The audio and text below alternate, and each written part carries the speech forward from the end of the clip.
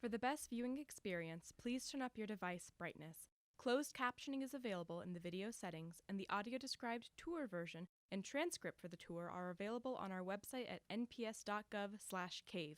Depending on your device and viewing platform, you may be able to navigate the scene with your cursor or utilize the virtual reality feature and navigate by rotating. If you would like a more immersive at-home cave experience, feel free to set your temperature to 56 degrees Fahrenheit, turn out the lights, and run a humidifier. On behalf of the rangers at Carlsbad Caverns National Park, thank you for visiting us virtually, and welcome to the cave. Welcome to the King's Palace, the namesake of this entire tour.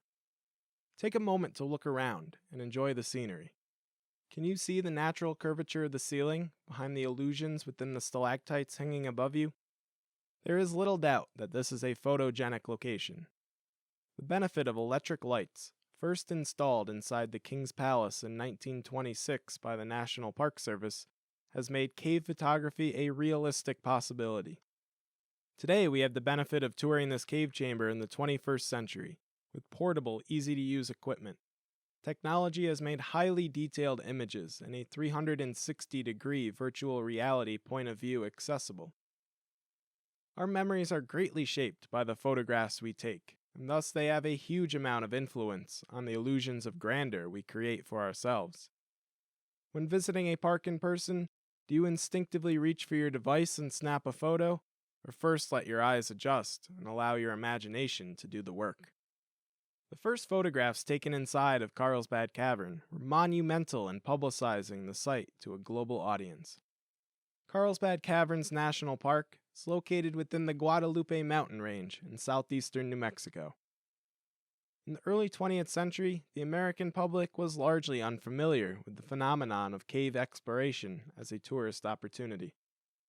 Published images of this subterranean environment with its ornamented formations energized a collective sense of adventure and curiosity.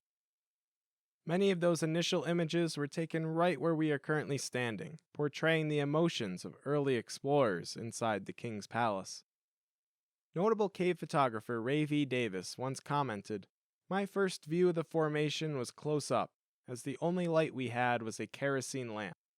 But even so, with that small amount of light, I immediately saw that there was something the whole world should see." As a national park, this cave belongs to you.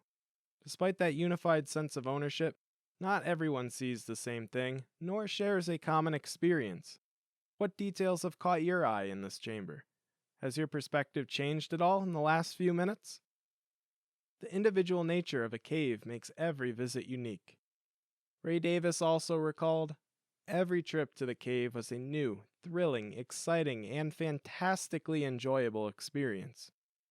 Illusions have a life of their own, growing and developing over time just like the formations in the cave. Listen to Ranger Gracie discuss how some of the youngest formations in the cave got there and what they may someday become. Everything grand must start small. From the chandelier in the King's Palace to the Queen's draperies that you will see shortly, everything in this cave started off small. Bit by bit, these formations grew to the wonderfully massive and intricate speleothems we see here today. But if we were to travel back in time to the last ice age, we would see formations similar in size to the ones that decorate this tunnel. Before the construction of the tunnel, there was no route from the King's Palace to the Papoose Room, and only a small keyhole passage between the Papoose Room and the Queen's Chamber. Creating this tunnel did not just make navigating this area of the cave more convenient, it also changed the way that water moves through the rocks, creating a new surface for formations. As the water seeps through the rocks of the tunnel, it deposits layer upon layer of calcite, creating soda straws, draperies, and even rimstone dams. This tunnel was created in 1932. These formations are 88 years old. As you can see, they're not very large, only growing about an inch in the last 88 years. However, as long as there is calcium bicarbonate-rich water flowing and seeping through the limestones, these formations will continue to grow bit by bit.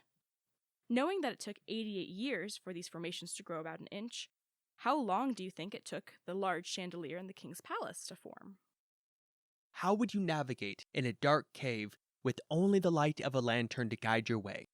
Just as mariners use the stars at sea explorers often rely on formations to traverse unfamiliar caves. Join Ranger Andy as he talks about how illusions help in navigation. Welcome, visitors, to the Papoose Room. Looking up to the ceiling, you can see that this room is filled with soda straws, like in the tunnel connecting King's Palace to here.